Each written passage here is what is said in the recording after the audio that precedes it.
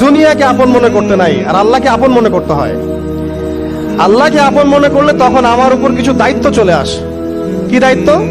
আল্লাহ আমাকে সৃষ্টি করেছেন, রিজিক দিয়েছেন, লালন পালন করছেন, বাঁচিয়ে রেখেছেন, তার হাতে আমার মৃত্যু, তার হাতে সবকিছু। তো এখন আল্লাহ পাকের জন্য নিজের জীবনটাকে খালেজ করে নেওয়া, যেভাবে আল্লাহ পাক চলতে বলেছেন সেভাবে চলা, যেগুলোকে আল্লাহ পাক নিষেধ করেছেন বর্জন করা।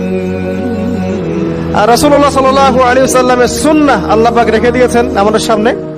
এই সুন্নাহগুলো যদি আমরা অনুসরণ করতে পারি, ইনশাআল্লাহ এই দুনিয়াতে কিছু পাই বা না পাই, ইনশাআল্লাহ পরকালে আপনি আল্লাহর ক্ষমা পাবেন ইনশাআল্লাহ তাআলা।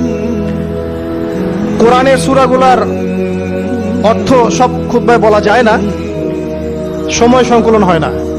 এত চমৎকার ওয়াদ-দুহা সূরা আছে না, শপথ দ্বিপ্রহরের, ওয়াল-লাইলি ইযা সাজা, শপথ রাতের যখন সেটা আচ্ছাদিত হয়।